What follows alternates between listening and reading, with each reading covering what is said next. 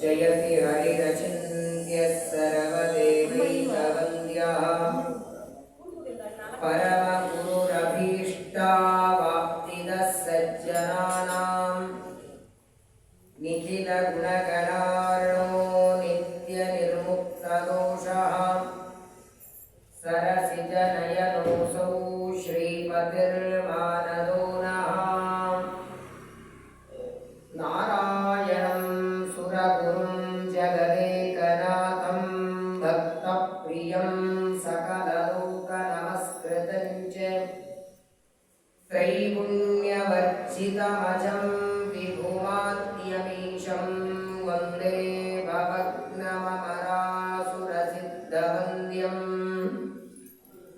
नारायणं नमस्कृत्य नरं चैव नरोत्तमं देवीं सरस्वतीं व्यासं ततो जयमुदीरये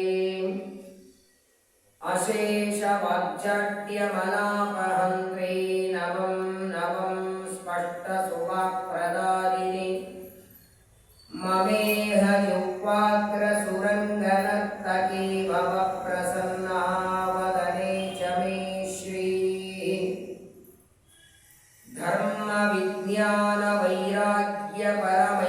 धर्मविज्ञानवैराग्यपरमैश्वर्यशालिनः श्रीमदानन्दतीर्थभगवत्पादान् वन्दे निरन्तरम्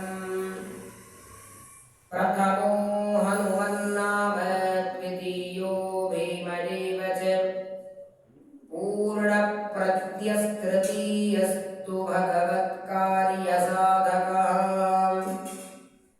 नमोऽस्तु तात्विका देवाः विष्णुभक्तिपरायणाः धर्ममार्गे प्रेरयन्तु भवन्तः सर्वदेव हि यस्वानुभावमखिलश्रुतिसारमेकम् अध्यात्मदीपमतिथितिर्शतां तमोन्दम् संसारिणां करुणयाः पुराणगुह्यं तं व्याससूनुमुपयामि गुरुं मुनीनां वामदेवविरिञ्चितनय उमामनोहर उग्रधूर्जटि सामजाजिनवसनभूषणसुमनसोत्तंसां कामहर कैलासमन्दिर सोमसूर्यानलविलोचन कामितप्रदकरुणिशमगे सदा सुमङ्गलवान् उमा वैवाक्समुत्तिष्ठा मनोरुद्रमुदारतः तदेतन्मिथुनं ज्ञात्वा न दाम्पत्याद्विहीयते वक्रतुण्डमहाकाय कोटिसूर्यसमप्रभ निर्विघ्नं कुरु मे देव सर्वकार्येषु सर्वदा आपादमौलिपर्यन्तं गुरूणामाकृतिं स्मरेत् तेन विघ्नाः प्रणश्यन्ति सिद्ध्यन्ति च मनोरथाः श्रीगुरुभ्यो नमः देवर्षे वर्ण्यते चेयं कथा पीयूषसोदर पुनरेतन्मुने ब्रूहि यदा वेत्ति महेश्वरः श्रीगुरुभ्यो नमः ಚಾತುರ್ಮಾಸ್ಯದ ಕೊನೆಯ ಮಾಸ ಕಾರ್ತಿಕ ಮಾಸ.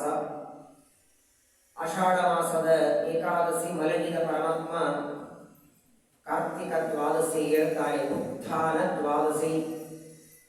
ಆ ದಾಮೋದರನಿಗೆ ತುಳಸಿಯನ್ನು ಕೊಟ್ಟು ವಿವಾಹ ಮಾಡುವ ದೊಡ್ಡ ಪರ್ವಕಾಲ. ಕಾರ್ತಿಕ ಮಾಸದಲ್ಲಿ ನಕ್ಷತ್ರ ಇರುವಾಗ ಸ್ನಾನ ಮಾಡಬೇಕಂತ. ಸಾಧ್ಯವಾದರೆ ಸಂಪೂರ್ಣ ಒಂದು ತಿಂಗಳು ನದಿ ಸ್ನಾನ ಮಾಡಬೇಕು. ಸಾಧ್ಯವಿಲ್ಲ ಅಂದರೆ ಕೊನೆಯ ಪಕ್ಷ ಉತ್ತಮವಾದ ಪೂರ್ಣಿಮಾ, ಏಕಾದಶಿ ಇಂತಹ ಪರ್ವಕಾಲಗಳಲ್ಲಿ ಸ್ನಾನ. ಕಾರ್ತಿಕ ಮಾಸದಲ್ಲಿ ದೀಪದಾನಕ್ಕೆ ಬಹಳ ಪ್ರಾಧಾನ್ಯತೆ ಇದೆ. ಒಂದೊಂದು ಮಾಸದಲ್ಲಿ ಒಂದೊಂದು ಹೇಳ್ತಾರೆ.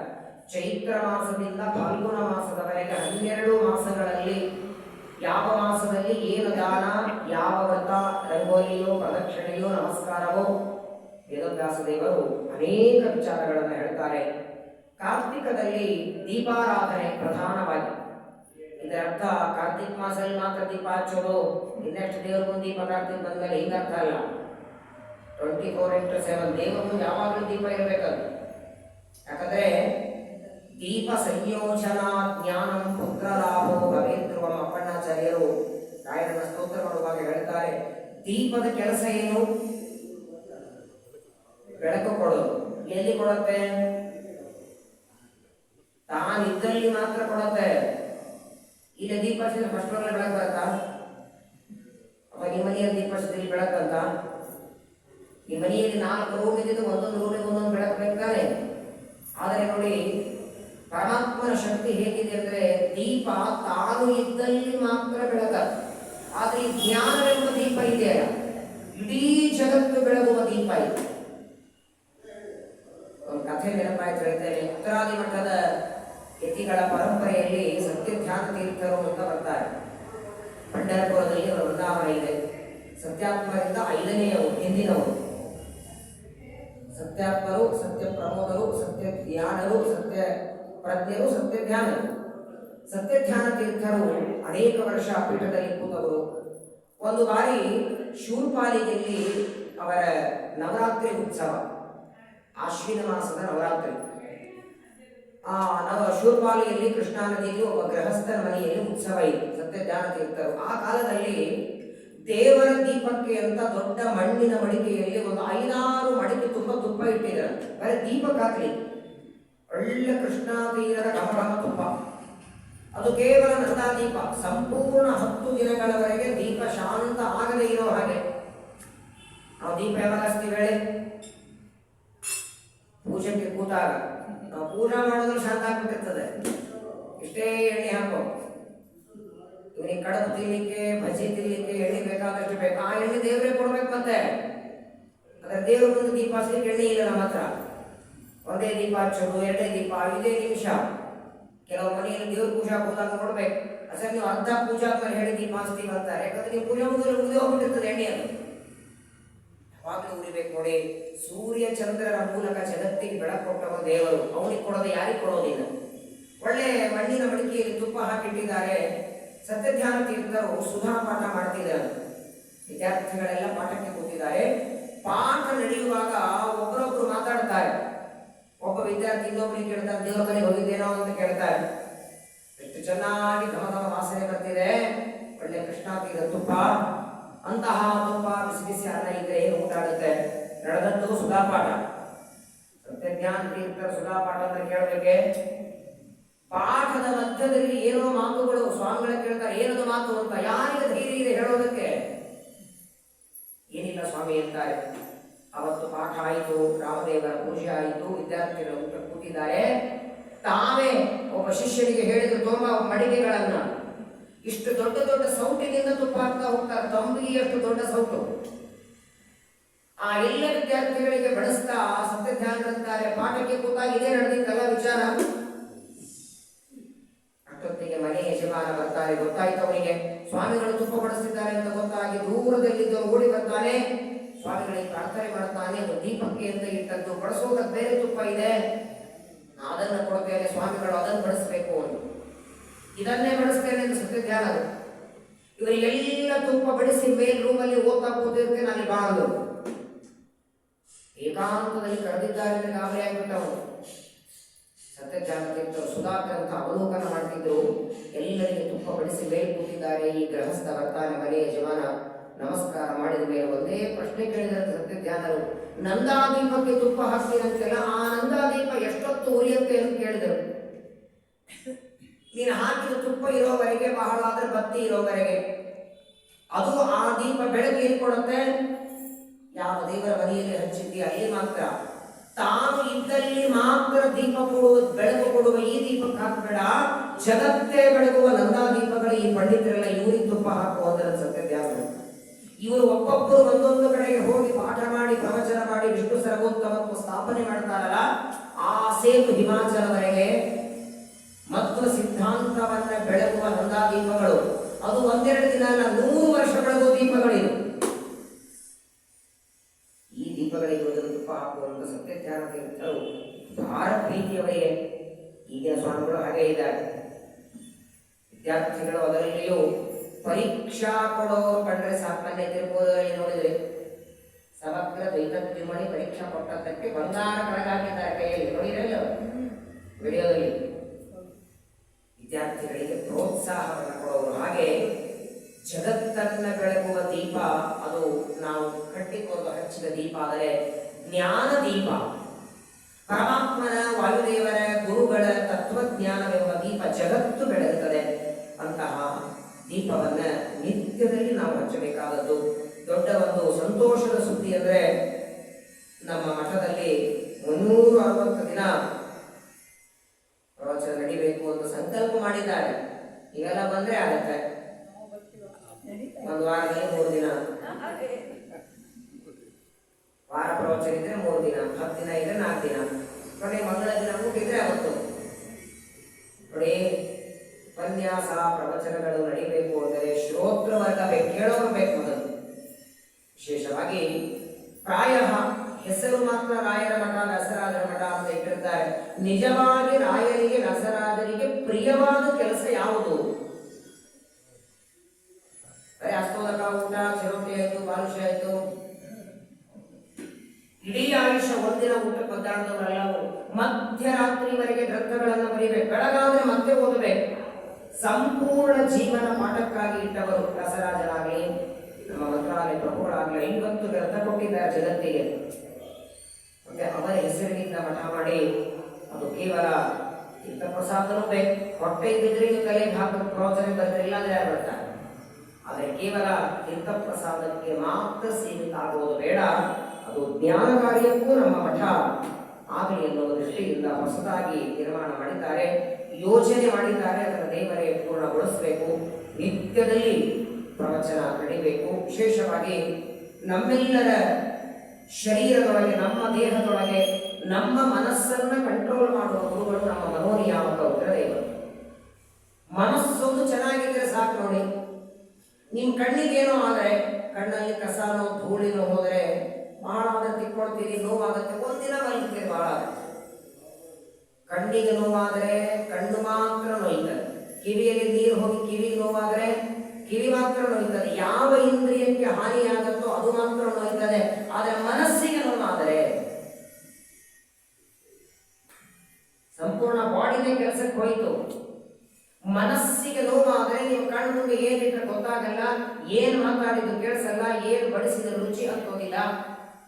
ಮನಗೇವ ಮನುಷ್ಯಾನಾಂ ಕಾರಣಂ ಬದ್ಧ ಮೋಕ್ಷಯೋ, ಸುಖಕ್ಕೆ ದುಃಖಕ್ಕೆ ಎಲ್ಲದಕ್ಕೂ ಪ್ರಧಾನವಾದದ್ದು ಮನಸ್ಸು. ಅದು ಸ್ಥಿರವಾಗಿರಬೇಕು. ಮನಸ್ಸು ಚಂಚಲ ಆಗಬಾರದು. ಅಲ್ಲಲ್ಲಿ ಹಾರಾಡುವ ಮನಸ್ಸು ಅದು ದೇವರಲ್ಲಿ ನಿಲ್ಲಬೇಕು. ಅಂದರೆ ಮನಸ್ಸಿನ ಡಿಪಾರ್ಟ್ಮೆಂಟ್ ಇವರು ಕೈಯ ಕೊಟ್ಟಿದ್ದಾರೆ. ಅಂತಹ ಮನೋನಿಯಾಮಕರಾದ ಮಹರುದ್ರ ದೇವರ ವಿಶೇಷವಾದ ಆರಾಧನೆ ಮಾಡುವ ಕಾಲ ಕಾರ್ತಿಕ ಮಾಸದಲ್ಲಿ ಬರುವ ಪ್ರತಿ ಸೋಮವಾರ ಎಲ್ಲ ಕಡೆಗೆ ರುದ್ರದೇವರ ಅಭಿಷೇಕ, ರುದ್ರದೇವರ ಪ್ರೀತಿಗಾಗಿ ಹೋಮ ನಡೀತಿರುತ್ತದೆ. ನಿನ್ನೆ ದಿವಸ ಮಠದಲ್ಲಿಯೂ ಹೋಮ ಆಗಿದೆ. ಅಂತಹ ಮನೋನಿಯಾಮಕ ರುದ್ರದೇವರಿಗೂ ಪರ್ವತರಾಜನ ಮಗಳಾದ ಪಾರ್ವತಿಗೂ ವಿವಾಹ ನಡೆದ ಒಂದು ಕಥೆ ಗಿರಿಜಾ ಕಲ್ಯಾಣ ಸ್ಕಂದ ಪುರಾಣದಲ್ಲಿ ಬರುವಂತಹ ಕಥೆಯನ್ನ ಕಳೆದ 5-6 ದಿನಗಳಿಂದ ಶ್ರವಣ ಮಾಡ್ತಾ ಇದ್ದೇವೆ. ನಾಳೆ ದಿನ ಇದರ ಮಂಗಲ ಇದೆ. ದಯಮಾಡಿ ನೀವೆಲ್ಲರೂ ಬರಬೇಕು ನಾಳೆ. ಪಾಪ ನಿಮಗೆಲ್ಲ ಕೆಲಸ ಹೆಚ್ಚು. ಅವ್ರು ಮಕ್ಕಳಿಗೆ ಕೂತಿರ್ತಾರೆ, ಹಂಗಾಗಿ ಅವರು ಮದುವೆ ಮಾಡ್ಕೊಳ್ತಾರೆ. ಪರಮೇಶ್ವರರ ವಿವಾಹಕ್ಕೆ ಬರಬೇಕು ಅಂತ ಅಡ್ವಾನ್ಸ್ ಆಗಿ ಇವಾಗೆಲ್ಲ ಆಮಂತ್ರಣ ಪತ್ರಿಕಾ ಏನು ಮಾಡಿಸಿಲ್ಲ, ಲಗ್ನ ಪತ್ರಿಕಾ ಈ ಆಮಂತ್ರಣವನ್ನೇ ಸ್ವೀಕಾರ ಮಾಡಿ ಬನ್ನಿ. ಯಾಕಂದ್ರೆ ನಾನು ಮೊನ್ನೆನೇ ಹೇಳಿದೆ, ದೇವರು ಅಥವಾ ದೇವತೆಗಳು ಮದುವೆ ಮಾಡಿಕೊಳ್ಳುವುದು ಅವರಿಗೋಸ್ಕರ ಅಲ್ಲ. ಹಾಗಾಗಿನೇ ನಾವೆಲ್ಲರೂ ಮದುವೆ ಮಾಡುವಾಗ ಮಂಗಲ್ಯರು ತಂತುನಾನೇನ ಮಮ ಜೀವನ ಹೇತುನ ಅಂತೇವೆ. ಪರಮಾತ್ಮ ಲಕ್ಷ್ಮೀದೇವಿಗೆ ಮಂಗಳಸೂತ್ರ ಕಟ್ಟುವಾಗ, ಸೀತಾದೇವಿಗೆ ರಾಮ, ರುಕ್ಮಿಣಿಗೆ ಕೃಷ್ಣ, ಎಲ್ಲೇ ಪರಮಾತ್ಮ ವಿವಾಹ ಮಾಡಿಕೊಳ್ಳುವಾಗ ಜಗಜ್ಜೀವನ ಹೇತುನ ಅಂತ ಕಟ್ಟುತ್ತಾನೆ. ಪರಮಾತ್ಮ ವಾಯುದೇವರು ಅಥವಾ ರುದ್ರದೇವರು ಇವರು ವಿವಾಹ ಮಾಡಿಕೊಳ್ಳೋದು, ಇವರ ಮದುವೆಯನ್ನು ಯಾರು ಚಿಂತನ ಮಾಡ್ತಾರೆ, ಪ್ರವಚನದಲ್ಲಿ ಶ್ರವಣ ಮಾಡ್ತಾರೆ, ಅವರೆಲ್ಲರಿಗೂ ಮದುವೆ ಭಾಗ್ಯ, ಮಂಗಲ, ಉತ್ತಮವಾದ ಆಯುಷ್ಯ, ಆರೋಗ್ಯ, ಸೌಭಾಗ್ಯ, ಸಕಲ ಸಂಪತ್ತು ಕೊಡೋದಕ್ಕಾಗಿಯೇ ಪರಮಾತ್ಮ ರುದ್ರದೇವರು ವಿವಾಹ ಮಾಡಿಕೊಳ್ತಾರೆ. ಅಂತಹ ರುದ್ರದೇವರ ವಿವಾಹದ ಕಥೆಯನ್ನ ನಾರದರು ಇಂದ್ರದೇವರಿಗೆ ನಿರೂಪಣೆಯನ್ನು ಮಾಡುತ್ತಿದ್ದಾರೆ. ರುದ್ರದೇವರು ಸತಿದೇವಿಯ ದೇಹತ್ಯಾಗದ ನಂತರದಲ್ಲಿ ವಿವಾಹವೇ ಬೇಡ ಅಂತ ಕೈಲಾಸದಲ್ಲಿ ತಪಸ್ಸು ಮಾಡ್ತಾ ಇದ್ದಾರೆ. ಮದುವೆನೇ ಬೇಡ ಅಂತ ಒಂದರ್ಥದಲ್ಲಿ ರುದ್ರದೇವರಿಗೆ ಮನಸ್ತಾಪ ಆಗಿ ಮದುವೆಗಾಗಿ ಅವರು ಒಪ್ಕೊಳ್ತಾ ಇಲ್ಲ. ಆದರೆ ಸತಿದೇವಿ ಮಾಡಿಕೊಂಡ್ರೆ ರುದ್ರದೇವರನ್ನೇ ಅರ್ಥ. ಅದೇ ಸತಿದೇವಿ ಮುಂದಿನ ಜನ್ಮದಲ್ಲಿ ಗಿರಿಜಾ ಅಂತ ಪರ್ವತರಾಜನ ಹೆಂಡತಿಯಾದ ಮೇನಾದೇವಿಯಲ್ಲಿ ಹುಟ್ಟಿ ಬಂದಿದ್ದಾಳೆ.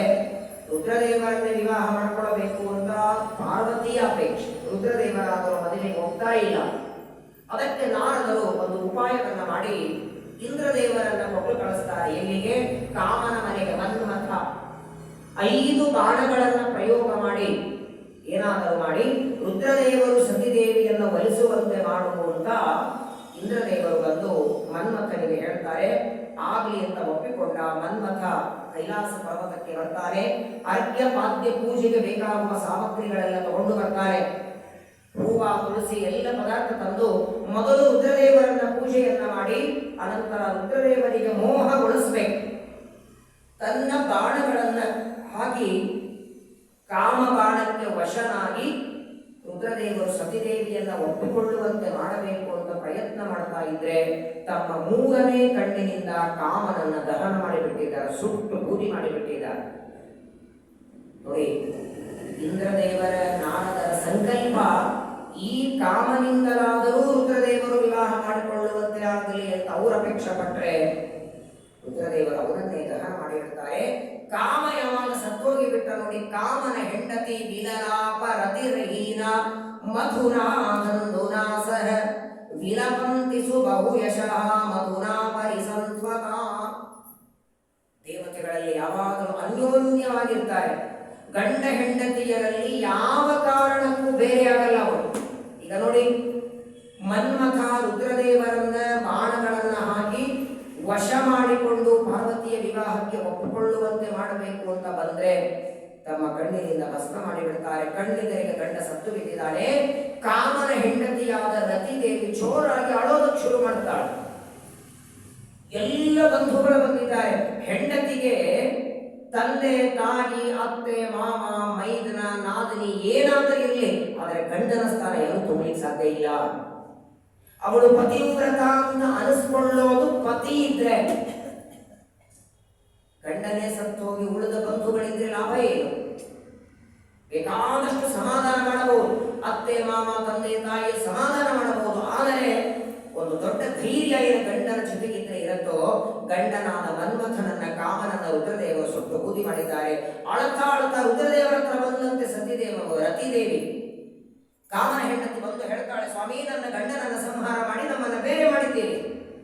ಅಲ್ಲ, ನಿಮ್ಗೆ ಮದುವೆ ಬೇಡ ಆಗಿದ್ರೆ ನೀವು ಹೇಳಬೇಕಾಗಿತ್ತು, ನನ್ನ ತಂಟೆಗೆ ಬರಬೇಡಪ್ಪ, ನನಗೆ ವಿವಾಹದ ಅಪೇಕ್ಷೆ ಇಲ್ಲ, ನೀನು ಮನೆಗೆ ಹೋಗು ಅಂತ ಕಳಿಸೋದನ್ನ ಬಿಟ್ಟು ನನ್ನ ಗಂಡನನ್ನ ಸುಟ್ಟು ಬೂದಿ ಮಾಡಿದ್ದೀರಿ, ನಾನು ಏನ್ ಮಾಡ್ಲಿ ಹೇಳಿ. ಆದರೆ ರುದ್ರದೇವರು ರತಿದೇವಿಗೆ ಅನುಗ್ರಹ ಮಾಡ್ತಾರೆ. ಅಳಬೇಡ ಅಂದರು. ನೋಡು, ನಿನ್ನ ಗಂಡ ಬಂದದ್ದು ನನ್ನನ್ನು ಒಲಿಸಬೇಕು ಅಂತ ಬಂದ, ಆದರೆ ನಾನು ಅವನನ್ನ ದಹನ ಮಾಡಿದ್ದು ನನ್ನ ಸಂಕಲ್ಪಕ್ಕೆ ಅಡ್ಡಿ ಬಂದ ಅಂತ. ನನಗೆ ಮದುವೆ ಬೇಡ ಆಗಿತ್ತು, ಆದರೂ ನನ್ನನ್ನು ಮದುವೆಗೆ ಒತ್ತಾಯ ಮಾಡುವುದಕ್ಕೆ ಬಂದದ್ದಕ್ಕೆ ನಾನು ಸುಟ್ಟು ಬೂದಿ ಮಾಡಿದ್ದೇನೆ. ನನ್ನ ಗತಿ ಏನು? ಗಂಡ ಇಲ್ಲದೆ ನಾನು ಹೇಗಿರಬೇಕು ಅಂತ ಹೋದಾಗ ಚಿಂತೆ ಮಾಡಬೇಡ ಅಂದರು. ರುದ್ರದೇವರಂತಾರೆ, ಈಗ ಯಾವ ನಿನ್ನ ಗಂಡನನ್ನ ನಾನು ಸಂಹಾರ ಮಾಡಿದ್ದೇನೆ,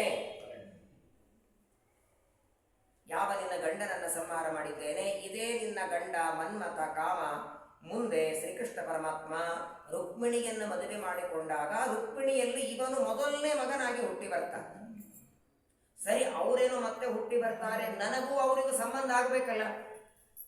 ನಾನಿದ್ದೇನೆ ನಮ್ಮ ಲೋಕದಲ್ಲಿ, ನನ್ನ ಗಂಡ ರುಕ್ಮಿಣಿಯ ಮಗನಾಗಿ ಹುಟ್ಟಿ ಬರ್ತಾರೆ. ಆಗ ರುದ್ರದೇವರಂತಾರೆ, ಆ ಸಂದರ್ಭದಲ್ಲಿ ನೀನು ಭೂಮಿಗೆ ಹೋಗ್ತೀ, ನಿನ್ನ ಗಂಡ ಕೃಷ್ಣನ ಮಗನಾಗಿ ಅವತಾರ ಮಾಡುವಾಗ ಯದಾ ವಿಷ್ಣುಶ್ಚ ಭವಿತಾ ವಾಸುದೇವಾತ್ಮಜೋ ವಿಭು ತದಾ ತಸ್ಯ ಸುತೋ ಯಸ್ಯ ಸಪತಿಸ್ತೆ ಭವಿಷ್ಯತಿ. ಪ್ರದ್ಯುಮ್ನ ಅಂತ ನಿನ್ನ ಮಗ ಹುಟ್ಟಿ ಬರ್ತಾರೆ. ನೀನು ಕೂಡ ಅದೇ ಸಂದರ್ಭದಲ್ಲಿ ಶಂಭರಾಸುರನ ಮನೆಯೊಳಗೆ ಅವನ ದಾಸಿಯಾಗಿ ನೀನು ಕೆಲಸ ಮಾಡುತ್ತೆ.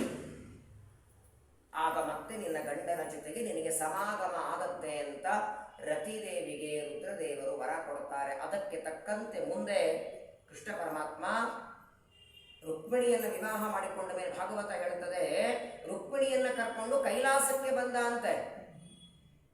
ಕೈಲಾಸಕ್ಕೆ ಬಂದು ರುದ್ರದೇವರನ್ನು ಕುರಿತು ತಪಸ್ಸು ಮಾಡಿ, ಯಾವ ಮನ್ಮಥನನ್ನ ಕಾಮನನ್ನ ನಿಮ್ಮ ಕಣ್ಣಿನಿಂದ ಸುಟ್ಟು ಬೂದಿ ಮಾಡಿದ್ದೀರಿ, ಅದೇ ಕಾಮನನ್ನ ಈಗ ಮತ್ತೆ ನಾನು ಮಗನಾಗಿ ಪಡಿತೇನೆ ಅಂತ ರುದ್ರದೇವರ ಹತ್ರ ಹೇಳ್ತಾನೆ. ಆಗ ಮನ್ಮಥ ಮಗನಾಗಿ ಹುಟ್ಟಿ ಬಂದ ಅಂತ ಭಾಗವತ ಹೇಳ್ತದೆ. ತಾರತಮ್ಯ ದೊಡ್ಡವರು ಯಾರು? ಶ್ರೀಕೃಷ್ಣ ಪರಮಾತ್ಮ ರುದ್ರದೇವರ ಹತ್ರ ಹೋದ ಅಂದ್ರೆ ಸಣ್ಣವರು ದೊಡ್ಡವರ ಹತ್ರ ವರ ಬೇಡ್ಲಿಕ್ಕೆ ಹೋಗಬೇಕು. ಇನ್ನೊಬ್ಬರಿಗೆ ಸಂತಾನ, ಅವನ ಹೆಸರೇ ಸಂತಾನ ಗೋಪಾಲ ಕೃಷ್ಣ, ಸಂತಾನ ಕೊಡೋದ್ರಲ್ಲಿ ಸ್ಪೆಷಲಿಸ್ಟ್ ಅವನು. ಹಾಗಾದರೆ ತಾನು ಯಾಕೆ ಮಕ್ಕಳನ್ನು ಪಡೆಯೋದಕ್ಕೆ ಹೋದ ಅಂದ್ರೆ, ಪರಮಾತ್ಮ ಜಗತ್ತಿಗೆ ಒಂದು ಸಂದೇಶವನ್ನ ಕೊಟ್ಟ. ಯಾವುದೇ ಒಂದು ಕಾರ್ಯ ಮಾಡಬೇಕಾದರೂ ದೇವತೆಗಳ ಅನುಗ್ರಹ ಬೇಕು ಅನ್ನೋದನ್ನ ಜಗತ್ತಿಗೆ ತೋರಿಸೋದಕ್ಕೆ ತಾನು ರುದ್ರದೇವರ ಹತ್ರ ಹೋಗ್ತಾನೆ. ಆ ರುದ್ರದೇವರ ಅನುಗ್ರಹದಿಂದ ರುದ್ರದೇವರು ಸಂಹಾರ ಮಾಡಿದ ಮನ್ಮಥ ಹುಟ್ಟಿ ಬರ್ತಾನೆ ರುಕ್ಮಿಣಿಯಲ್ಲಿ. ಇನ್ನು ರುಕ್ಮಿಣಿಯಲ್ಲಿ ಪ್ರದ್ಯುಮ್ನ ಹುಟ್ಟಿ ಒಂದು ದಿನ ಆಗಿರತ್ತೆ, ಒಂದು ದಿನದ ಮಗು.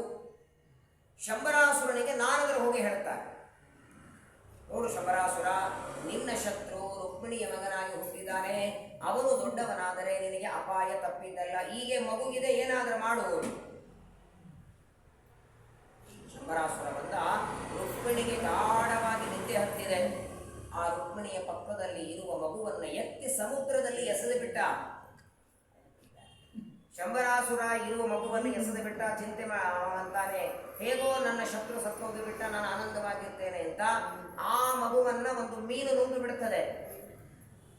ಒಬ್ಬ ಮೀನುಗಾರ ಜಾಲ ಹಾಕ್ತಾನೆ, ಅವನ ಜಾಲದಲ್ಲಿ ಮೀನು ಸಿಕ್ಕಿತು, ಮೀನಿನ ಹೊಟ್ಟೆ ಉಬ್ಬಿದೆ, ಏನೋ ಇರಬೇಕು ಅಂತ ಆ ಮೀನನ್ನ ಸೀಳಿದ್ರೆ ಒಳಗಡೆ ಮಗು ಸಿಕ್ಕಿತು. ಸಮುದ್ರದಲ್ಲಿ ಏನೇ ಸಿಕ್ಕರೂ ಅದು ರಾಜನಿಗೆ ಒಪ್ಪಿಸಬೇಕು ಅಂತನ್ನುವ ಧರ್ಮ, ರಾಜನ ಸಂಪತ್ತದೆಲ್ಲ. ಮತ್ತೆ ಆ ಮಗು ಶಂಬರಾಸುರನ ಮನೆಗೆ ಬಂತು. ಅವನೇ ರಾಜ ಇದ್ದಲ್ಲ, ಮೀನುಗಾರ ತಂದು ಕೊಡ್ತಾನೆ, ಇದು ಸಮುದ್ರದಲ್ಲಿ ಸಿಕ್ಕಿದ್ದು ಅಂತ. ಆದರೆ ಇದು ನಾನೇ ಎಸೆದದ್ದು ಮಗು ಅನ್ನುವ ಕಲ್ಪನೆ ಇಲ್ಲ. ಅಸುರ ಅಲ್ವೇ ಅವನು? ತನ್ನ ಹೆಂಡತಿ, ತನ್ನ ಸೇವೆ ಮಾಡುವ ಮಾಯಾವತಿ, ಅವಳನ್ನು ಕರೆದು ಹೇಳ್ತಾನೆ, ಈ ಮಗುವನ್ನು ಸಂರಕ್ಷಣೆ ಮಾಡು, ಸಮುದ್ರದಲ್ಲಿ ಸಿಕ್ಕಿದೆ ಅಂತಾನೆ. ಆ ಮಾಯಾವತಿ ಪ್ರತಿನಿತ್ಯ ಮಗುವಿಗೆ ಹಾಲು ಕುಡಿಸ್ಬೇಕು, ಅದಕ್ಕೆ ಊಟಕ್ಕೆ ಹಾಕ್ಬೇಕು, ಸ್ನಾನಕ್ಕೆ ಹಾಕ್ಬೇಕು. ಮತ್ತೆ ಒಂದು ದಿನ ಶಂಬರಾಸುರನ ಮನೆಗೆ ನಾರದರು ಬಂದು ಆ ಮಾಯಾವತಿ ಕೇಳ್ತಾರೆ, ಏನ್ ಮಾಡ್ತಿದ್ಯಮ್ಮ, ಯಾರ್ದು ಮಗು? ಯಾರ್ದೋ ಗೊತ್ತಿಲ್ಲ, ಸಮುದ್ರದಲ್ಲಿ ಬಿದ್ದಿದ್ದು, ಮೀನುಗಾರ ತಂದು ಕೊಟ್ಟಿದ್ದಾರೆ, ಇದನ್ನು ರಕ್ಷಣೆ ಮಾಡುವಂತ ಶಂಬರಾಸುರನ ಆಜ್ಞೆ ಇದೆ, ಮಾಡುತ್ತಿದ್ದೇನೆ ಎಂದಾಗ ನಾರದರಂತಾರೆ, ಇವನ್ ಯಾರು ಗೊತ್ತಾ? ನಿನ್ನ ಮೂಲ ರೂಪದ ಗಂಡ ಅಂದ್ರು. ರತಿದೇವಿ ಮಾಯಾವತಿಯಾಗಿ ಶಂಬರಾಸುರನ ಸೇವೆ ಮಾಡುವುದಕ್ಕೆ ಬಂದಿದ್ದಾಳೆ ಶಾಪದಿಂದ. ರುದ್ರದೇವರ ಕಣ್ಣಿನಿಂದ ಭಸ್ಮನಾದ ಆ ಕಾಮ ರುಕ್ಮಿಣಿಯ ಮಗನಾಗಿ ಹುಟ್ಟಿದ್ದ. ಇವರನ್ನೇ ಶಂಬರಾಸುರ ಸಮುದ್ರದಲ್ಲಿ ಎಸೆದಿದ್ದ. ಅದೇ ಮಗು ಈಗ ಮೀನಿನ ಹೊಟ್ಟೆಯಲ್ಲಿ ಹುಟ್ಟಿದೆ. ಆಶ್ಚರ್ಯ ಆಯಿತು ಮಾಯಾವತಿಗೆ. ತನ್ನ ಗಂಡ, ಸಾಮಾನ್ಯವಾಗಿ ಜಗತ್ತೊಳಗೆ ಗಂಡಗೇನಾದರೂ ಒಂದು 6 ತಿಂಗಳಲ್ಲಿ ದೊಡ್ಡವರು ಇರಬೇಕಲ್ಲ. ಹಿಂದೆಲ್ಲ 3-4 ವರ್ಷ ಅಂತರ ಇದು ಮಾಡ್ಕೊಳ್ತಿದ್ರಿ, ಉಲ್ಟಾಗಿದೆ. ಗಂಡನಕ್ಕಿಂತ ಹೆಂಡತಿ ಆಯುಷ್ಯನೂ ಹೆಚ್ಚು, ಹೈಟು ಹೆಚ್ಚು. ಕನಿಷ್ಠ ಪಕ್ಷ ಈಗ ಒಪ್ಕೊಳ್ಳೋದಿಲ್ಲ. ಯಾಕೆ? ನಾವೇನು ಕಡಿಮೆ ಅಂತಾರೆ. 1-2 ಸಮಾನ ಇರಬೇಕು, ಬಹಳ ಆದರೆ 1 ವರ್ಷ ಇವರೇ ದೊಡ್ಡವರು ಇರಬೇಕು. ಆದರೆ ಹೆಂಡತಿಗಿಂತಲೂ ದೊಡ್ಡವರು ಇರಬೇಕು. ಎಲ್ಲಿ? ನಾನು ನೋಡಿದರೆ 22 ವರ್ಷ, ಇದು ನೋಡಿದರೆ ಈಗಿನ 3 ತಿಂಗಳದ ಮಗು ಇದೆ. ದೊಡ್ಡವನಾಗುವವರೆಗೆ ನನ್ನ ಗತಿ ಏನು, ಹೇಗೆ ಇವು ನನ್ನ ಗಂಡ ಅನ್ನೋದು ಅಂದಾಗ ನಾರದರಂತಾರೆ, ಇವನಿಗೆ 23ನೇ ವರ್ಷ ರನ್ನಿಂಗ್ ಆಗುವವರೆಗೆ ನಿಂಗೆ 22 ಇರ್ತದೆ, ಮುಂದೆ ಹೋಗೋದೇ ಇಲ್ಲ ಅಂದ್ರೆ ಆಯುಷ್ಯ. ಇವನಿಗೆ 23 ಶುರುವಾದಾಗ ನಿಮ್ಗೆ 22 ಶುರುವಾಗುತ್ತೆ ಅಂದ ಕ್ಷಣ ಯಾವಾಗ ನಾರದರು ಒಂದು ಗಂಡ ಅಂತಾರೆ ನೋಡಿ, ಯಾವಾಗಲೂ ಅಷ್ಟೇ, ಇದು ನಮ್ದು ಅಂತ ಗೊತ್ತಾಗುವವರೆಗೆ ಆ ಕೇರಿ ಮಾಡೋ ಬೇರೆ ಇರ್ತದೆ. ಮೊದಲೊಂದು ಏನೋ ಸಾಮಾನ್ಯ ಮಗು ಅಂತ ಹೇಳಿ ಅದಕ್ಕೆ ಒಂದಿಷ್ಟು ಹಾಲು ಕುಡಿಸ್ತಿದ್ಲು, ಒಂದಿಷ್ಟು ಹಾಲು ಕುಡಿಸೋದು, ಒಂದಿಷ್ಟು ಏನೋ ತಿನ್ಸೋದು ಮಾಡ್ತಿದ್ಲು. ಇದು ನಾರದರು ಗಂಡ ಅಂದಾಕ್ಷಣ ಇನ್ನೂ ಹೆಚ್ಚಿನ ಕರೆ ಒಳ್ಳೆಗಾಡು ಬರ್ಫಿ ದ್ರಾಕ್ಷಿ ಅದು ಇದು ಡ್ರೈ ಫ್ರೂಟ್ಸ್ ಎಲ್ಲ ಹಾಕಿ, ಜೊತೆಗೆ ಆ ರತಿದೇವಿಗೆ ಮಾಯಾವತಿ ಶಂಬರಾಸುರನ ಸಂಘದಲ್ಲಿದ್ದದ್ದರಿಂದ ಅವಳಿಗೆ ಅಂತರಿಕ್ಷದಲ್ಲಿ ಇದ್ದು ಯುದ್ಧ ಮಾಡುವ ವಿದ್ಯೆ ವ್ಯಕ್ತಿ ಕಣ್ಣಿಗೆ ಕಾಣಿಸೋದಿಲ್ಲ, ಅವರು ಬಿಟ್ಟ ಬಾಣಗಳು ಮಾತ್ರ ಬಂದು ತಾಕ್ತವೆ. ಅಂತಹ ಅಂತರಿಕ್ಷದಲ್ಲಿ ನಿಂತು ಯುದ್ಧ ಮಾಡುವಂತಹ ಒಂದು ವಿದ್ಯೆ ಇತ್ತು. ಅದನ್ನು ಕಲಿಸಿ ಮುಂದೆ ಇವರು ದೊಡ್ಡವನಾಗಿ ಶಂಬರಾಸುರ ಸಂಹಾರ ಮಾಡ್ತಾನೆ. ಅಂತಹ ಮನೋನಿಯಾಮಕರಾಗಿ ನೋಡಿ, ವಿಚಿತ್ರ, ಮನಸ್ಸಿನಿಂದ ಹುಟ್ಟಿದ ಕಾಮನನ್ನ ಮನೋನಿಯಾಮಕ ರುದ್ರದೇವರು ಸಂಹಾರ ಮಾಡಿಬಿಡ್ತಾರೆ.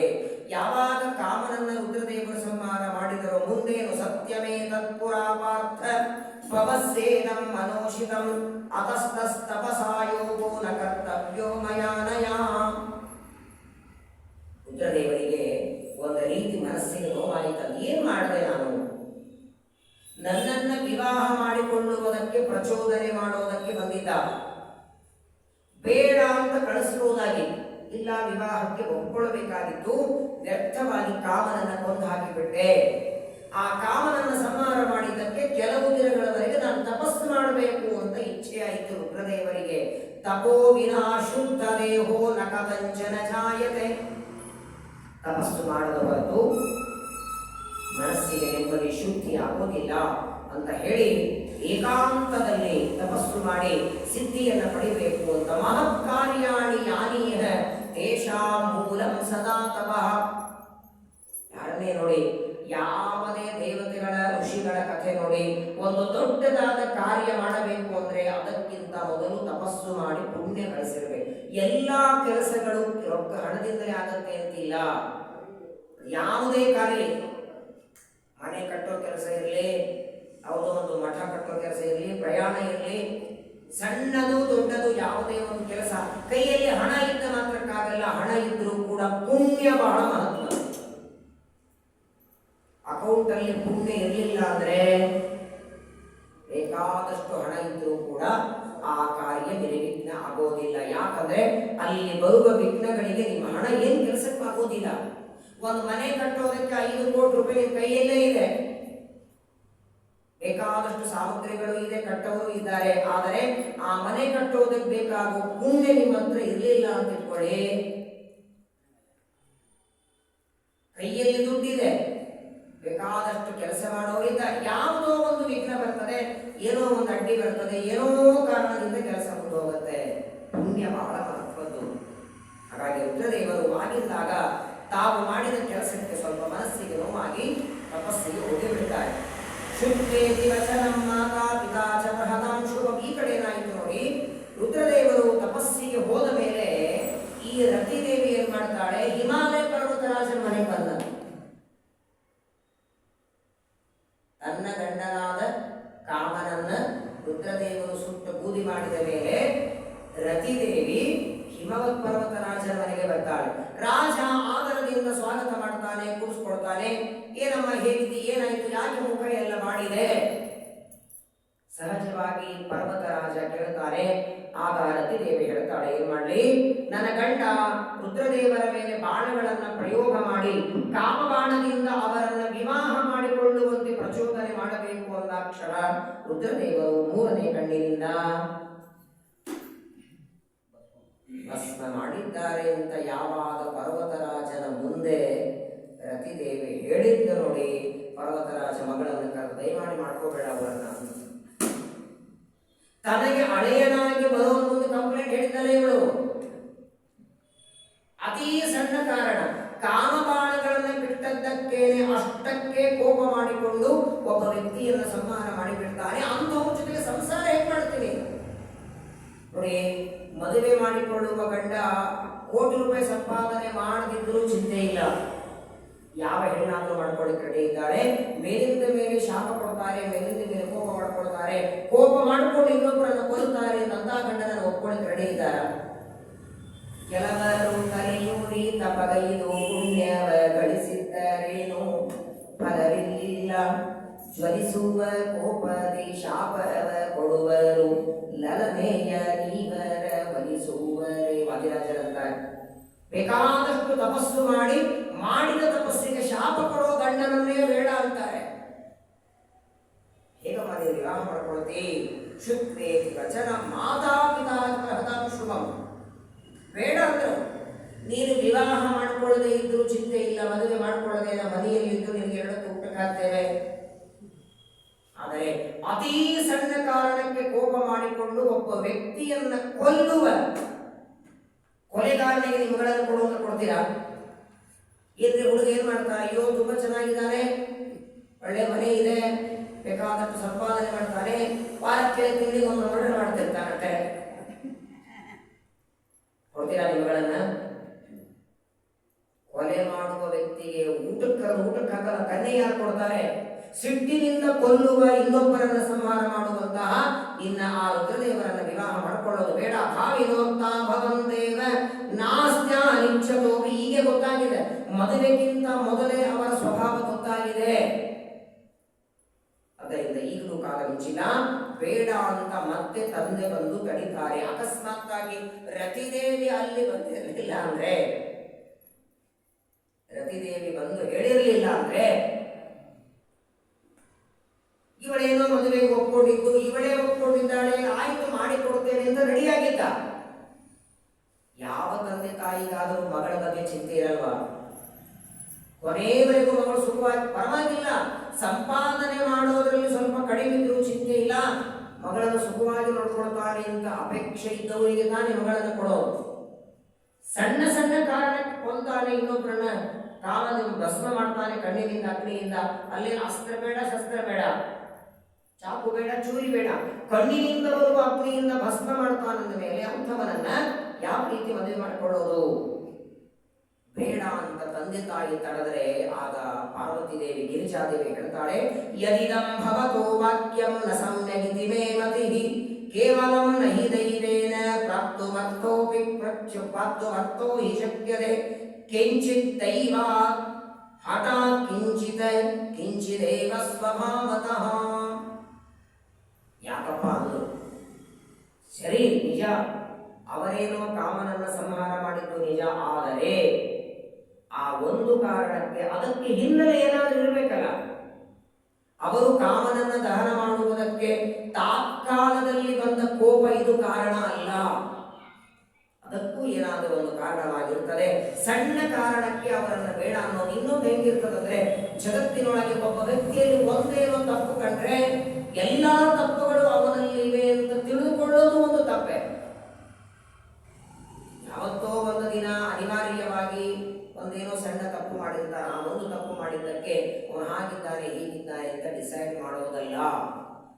ಯಾರಿಗೆ ಗೊತ್ತು?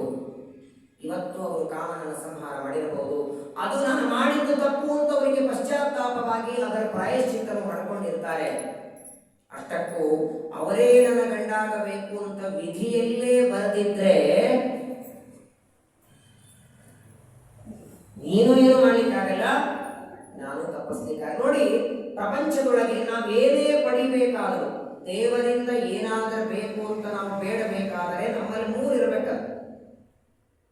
ಒಂದು ಪುಣ್ಯ ಇರಬೇಕು, ಇನ್ನೊಂದು ಯೋಗ್ಯತೆ ಇರಬೇಕು, ಇನ್ನೊಂದು ಇವತ್ತಿನ ಪ್ರಯತ್ನ. ಇದು 3 ಇರಬೇಕು. 3ರಲ್ಲಿ ಒಂದು ಮೈನಸ್ ಆದ್ರೂ ಕೊಡಲ್ಲ ದೇವರು.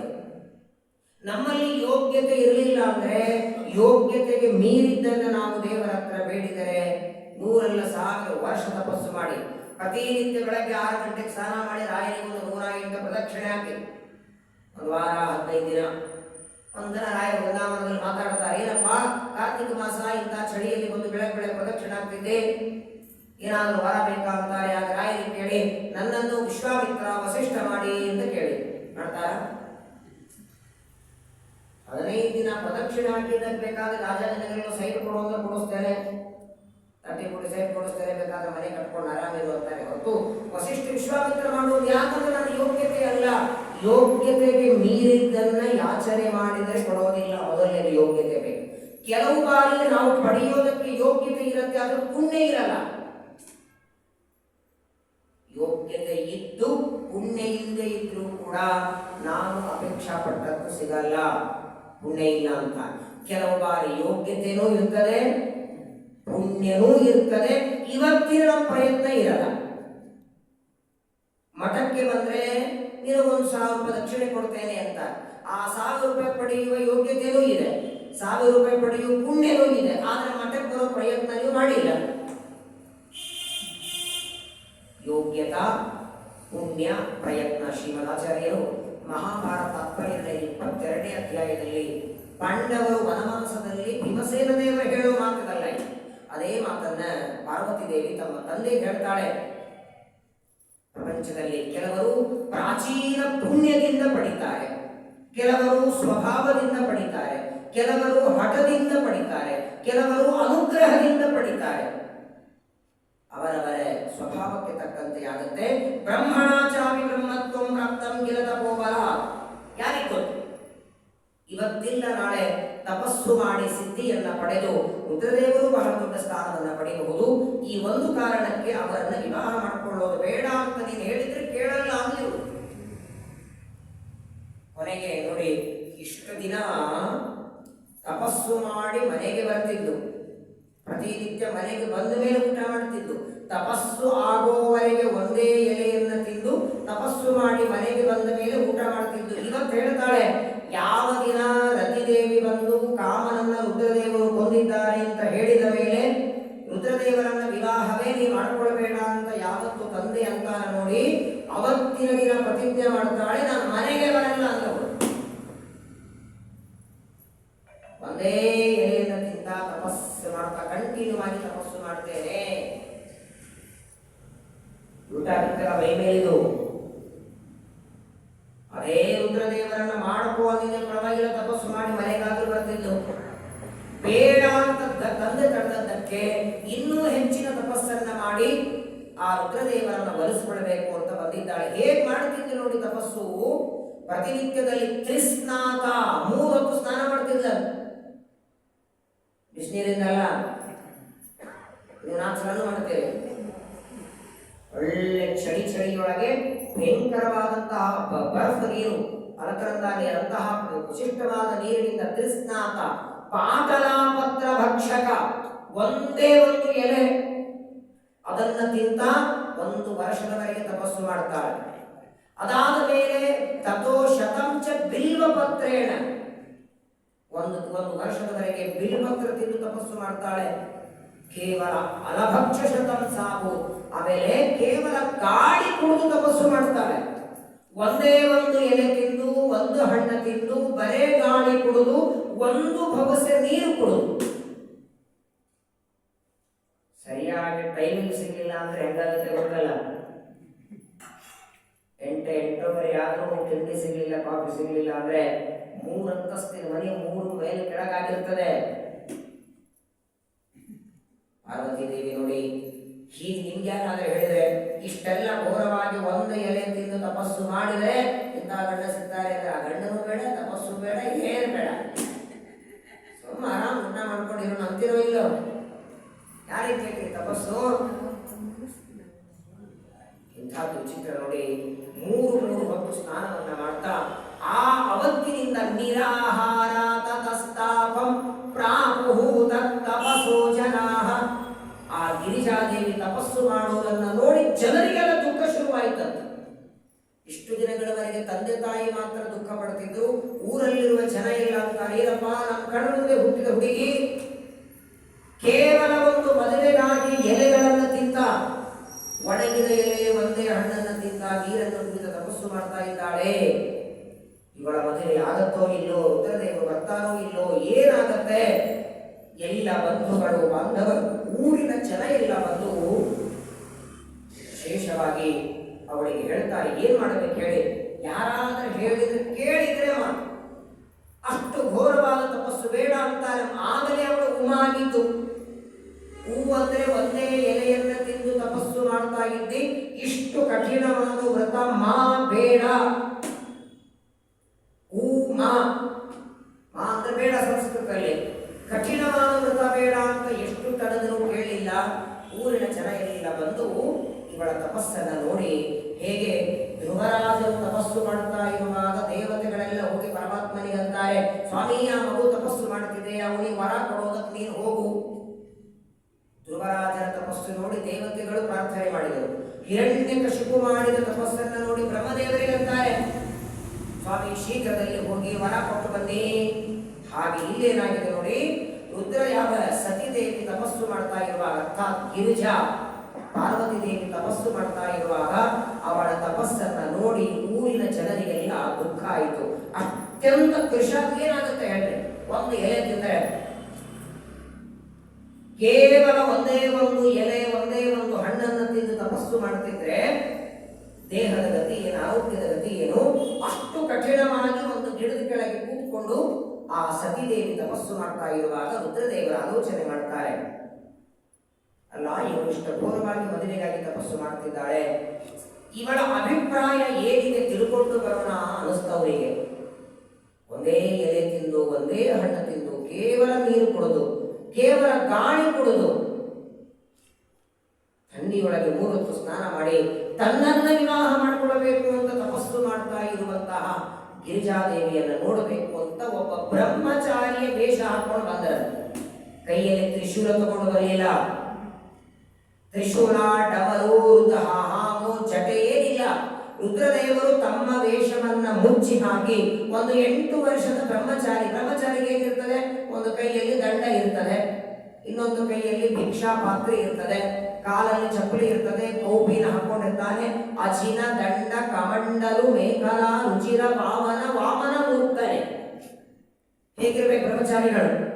ಉಪನಯನ ಮಾಡಿಕೊಂಡ ಮೇಲೆ ಬ್ರಹ್ಮಚಾರಿಗಳು ಯಾವ ರೀತಿ ಭಿಕ್ಷೆ ಬಿಡಬೇಕೋ ಹಾಗೆ ಒಬ್ಬ ಬ್ರಹ್ಮಚಾರಿಯ ವೇಷ, ತಲೆಯಲ್ಲಿ ಶಿಖೆಯನ್ನು ಬಿಟ್ಟು ಯಜ್ಞೋಪಗೀತ ಹಾಕೊಂಡು ಯಾವ ಸ್ಥಳದಲ್ಲಿ ಪಾರ್ವತಿ ಗಿರಿಜಾದೇವಿ ತಪಸ್ಸು ಮಾಡುತ್ತಿದ್ದಾಳೋ ಇಲ್ಲಿಗೆ ಆ ಬ್ರಹ್ಮಚಾರಿಗಳು ಬರ್ತಾರೆ. ಬಂದವರಿಗೊಂದು ಹೇಳಮ್ಮ ಕಣ್ಣು ತೆಗಿ ಎತ್ತಾರೆ. ಸತಿದೇವಿ ಗಿರಿಜಾ ಪಾರ್ವತಿ ದೇವಿ ಕಣ್ಣು ತೆಗೆದು ನೋಡ್ತಾರೆ, ಯಾರೋ ಬ್ರಹ್ಮಚಾರಿಗಳು. ಸಾಮಾನ್ಯವಾಗಿ ನಾವು ಪೂಜೆ ತಪಸ್ಸು ಮಾಡುವಾಗ ಯಾರಾದರೂ ಬಂದರೆ, ಅದರಲ್ಲೂ ಸಣ್ಣ ಹುಡುಗರು ಬಂದರೆ ಯಾರೋ ಒಂದು ತಂದು ಬಿಡ್ತೀವಿ ಹೊರಗೆ, ಸಣ್ಣ ಹುಡುಗ ಹೊರಗೆ ಹಾಕ್ಬೇಕು. ಆದರೆ ಗಿರಿಜಾದೇವಿಗೆ ಅವಳ ಮುಖ ನೋಡಿ, ಬ್ರಹ್ಮಚಾರಿಯ ವೇಷದಲ್ಲಿ ಬಂದಂತಹ ರುದ್ರದೇವರ ಮುಖ ನೋಡಿದಾಗ ಆನಂದ ಆಯಿತು. ಆಗ ರುದ್ರದೇವರು ಅವರ ಜೊತೆ ಮಾತಾಡ್ತಾರೆ, ಯಾಕಿಷ್ಟು ಘೋರ ತಪಸ್ಸು ಮಾಡ್ತಿದ್ದಿ?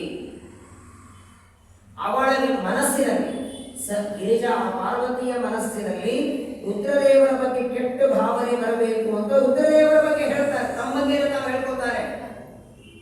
ಯಾರನ್ನ ನೀನು ಮದುವೆ ಮಾಡಿಕೊಡ್ಬೇಕು ಅಂತ ತಪಸ್ಸು ಮಾಡ್ತಾ ಇದ್ದಿ, ಆ ರುದ್ರದೇವರು ಸ್ಮಶಾನದಲ್ಲಿ ವಾಸ ಮಾಡ್ತಾರೆ. ನಾಳೆ ಮದುವೆ ಮಾಡ್ಕೊಂಡು ನೀನು ಎಲ್ಲಿರ್ಬೇಕು? ಸ್ಮಶಾನದಲ್ಲಿ ವಾಸ. ರುಂಡದ ಮಾಲೆ ಹಾಕೊಳ್ತಾರೆ, ಮೈ ತುಂಬ ಹೆಣದ ಬೂದಿ ಹಚ್ಕೊಳ್ತಾರೆ, ಯಾವತ್ತು ಭೂತ ಪ್ರೇತಗಳ ಜೊತೆಗೆ ಓಡಾಡ್ತಾರೆ. ಇಂತಹ ಗಂಡ ಬೇಕಾ ನಿನಗೆ? ವಿವಾಹ ಮಾಡಿಕೊಂಡ ಮಾರನೇ ದಿನದಿಂದ ನೀನು ಸ್ಮಶಾನದಲ್ಲಿ ನಿಲ್ಲೋದಕ್ಕೆ ರೆಡಿ ಇದೆಯಾ? ಯಾಕೆ ಬೇಕು? ಅದನ್ನು ಬಿಟ್ಟು ಬೇರೆ ದೇವತೆಗಳು ಒಳ್ಳೆ ಉತ್ತಮ ಮನೆ ಕಟ್ಟಿಕೊಂಡು, ಒಳ್ಳೆ ಉತ್ತಮ ಮನೆ ಮುಂದೆ ಒಂದು ಗಾರ್ಡನ್, ಬೇಕಾದಷ್ಟು ಹೂವಿನ ತೋಟ, ರಮ್ಯವಾದ ಮನೆ ಕಟ್ಟಿಕೊಂಡು ದೇವತೆಗಳಿದ್ದಾರೆ, ಯಾರನ್ನಾದರೂ ನೋಡಿ ಮದುವೆ ಮಾಡ್ಕೋ. ರುದ್ರದೇವರನ್ನ ವಿವಾಹ ಮಾಡಿ ತಮ್ಮ ಬಗ್ಗೆ ತಾವು ಹೇಳಿಬಿಟ್ರು.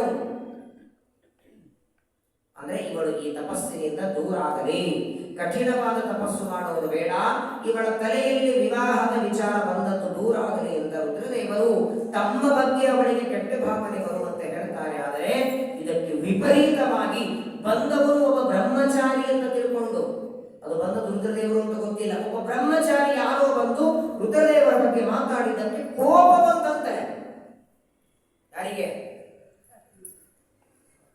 ಪಾರ್ವತಿ ದೇವಿಗೆ. ಏನಯ್ಯ ಸ್ಮಶಾನದಲ್ಲಿ ವಾಸ ಮಾಡ್ತಾನೆ, ರುದ್ರದ ಮಾಲೆ ಹಾಕೊಳ್ತಾನೆ ಅಂತ ವೈದ್ಯ?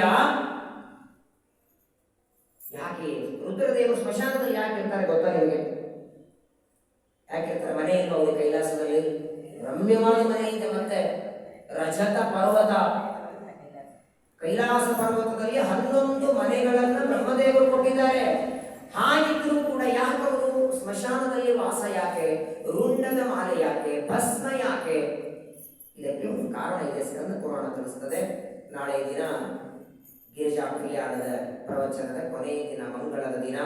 ವಿಶೇಷವಾಗಿ ಕಳೆದ 5-6 ದಿನಗಳಿಂದ ಶ್ರವಣ ಮಾಡಿದ ಪ್ರವಚನ ನಾಳೆ ಸಮಾಪ್ತಿ ಮಾಡಿ, ರುದ್ರದೇವರು ಮದುವೆಗೆ ಹೇಗೆ ಒಪ್ಪಿಕೊಂಡ್ರು, ಮೊದಲು ತಾವೇ ಬ್ರಹ್ಮಚಾರಿ ವೇಷದಲ್ಲಿ ಬಂದು ಬೇಡ ಅಂತಾರೆ. ಯಾವಾಗ ತಮ್ಮ ಬಗ್ಗೆ ತಾವು ಹೇಳಿಕೊಂಡಾಗ ಸತೀದೇವಿ ಕೋಪ ಮಾಡಿಕೊಳ್ಳುತ್ತಾಳೆ. ಆಗ ಸತೀದೇವಿಗೆ ತಮ್ಮಲ್ಲಿ ಇರುವಂತಹ ಆ ನಿಶ್ಚಲವಾದ ಭಕ್ತಿಯನ್ನು ನೋಡಿ ರುದ್ರದೇವರು ವಿವಾಹಕ್ಕೆ ಒಪ್ಪಿಕೊಳ್ಳುತ್ತಾರೆ. ದೇವತೆಗಳೆಲ್ಲ ಬರ್ತಾರೆ. ಆ ರುದ್ರದೇವರ ವಿವಾಹ ವೈಭವದಿಂದ ನಡೀತದೆ. ಅದನ್ನು ನಾಳೆ ದಿನ ನಾವೆಲ್ಲರೂ ಶ್ರವಣ ಮಾಡಿ, ಪಾರ್ವತಿ ಪರಮೇಶ್ವರರ ವಿವಾಹದ ಕಥೆಯನ್ನು ಶ್ರವಣ ಮಾಡಿ, ಸಮಗ್ರ ಜಗತ್ತಿಗೆ ವಿವಾಹದ ಭಾಗ್ಯವನ್ನು, ಆಯುಷ್ಯ ಆರೋಗ್ಯವನ್ನು ಆ ಪಾರ್ವತಿ ಪರಮೇಶ್ವರ ಕೊಳ್ಳಿ ಅಂತ ಪ್ರಾರ್ಥನೆ ಮಾಡುತ್ತಾ ಕೊನೆಯದಾದ ವಿಚಾರಗಳನ್ನು ನಾಳೆ ದಿನ ಶ್ರವಣ ಮಾಡಿ ಈ ಪ್ರವಚನವನ್ನು ಪರಮಾತ್ಮನ ರುದ್ರದೇವರ ವಾಯುದೇವರ ಪಾದಗಳಲ್ಲಿ ಸಮರ್ಪಣೆ ಮಾಡೋಣ. ಶ್ರೀಕೃಷ್ಣ ಹರೇ ನಮೋ ಹರೇ ನಮೋ ಹರೇ. ನಾಳೆಗೆ ಅಕ್ಷತಾರೋಪಣ ಮಾಡಿ ಅಲ್ಲಿರೋ ಅಕ್ಷತಾರೋಪಣ ಆಗುತ್ತೆ. ಕೊನೆ